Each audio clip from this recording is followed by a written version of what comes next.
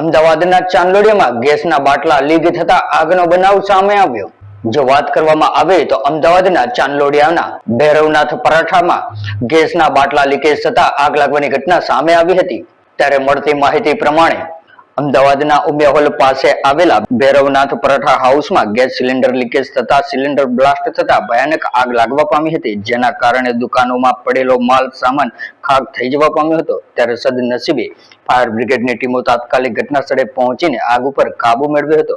ત્યારે બહાર પડેલા 4 ગેસના સિલિન્ડરો પણ બહાર કાઢવામાં આવ્યા હતા, જે પણ લીકેજ જોવા મળ્યા હતા, જે ફાયરના જવાનો દ્વારા તેને બંધ કરવામાં આવ્યા હતા। ત્યારે સોસાયટીના રહીશોનું કહેવું છે કે આ તદ્દન પ્લોટ પર દુકાનો ગેરકાયદેસર રીતે બાંધકામ કરી દેવામાં આવી છે અને અધિકારીઓ અને ઉચ્ચ અધિકારીઓને રજૂઆત કર્યા છતાં અહીં પણ કોઈના પેટનું પાણી હલતું નથી। ત્યારે આ આગની દુર્ઘટનામાં એક વ્યક્તિ ઘાયલ થતા સારવાર માટે તેને ખસેડવામાં આવ્યો હતો।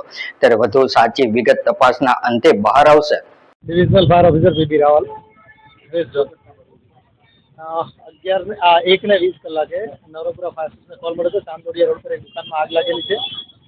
4 વાહનો સાથે સ્થળ પર પહોંચતા દુકાનમાં એલપીજી સિલિન્ડર સળગી રહ્યા હતા અને ત્યારબાદ 15-20 મિનિટની કામગીરીમાં આગ ઉપર સંપૂર્ણ કાબુ મેળવી લેવામાં આવે છે અને આવ્યા એ પહેલા એક માણસ સામાન્ય ઈજા થયેલ છે, જેને હોસ્પિટલ ખાતે મોકલી દેવામાં આવે છે। વાહનો 4 છે, નુકસાનનો અંદાજો માલિક હજી મળેલ નથી, એટલે મળ્યા પછી માહિતી મળી શકશે। એલપીજી લીકેજની પ્રાથમિક તબક્કે તો શક્યતા દેખાય છે। એક માણસને ઇન્જરી થયેલી છે, જે હોસ્પિટલ મોકલી દેવેલ છે।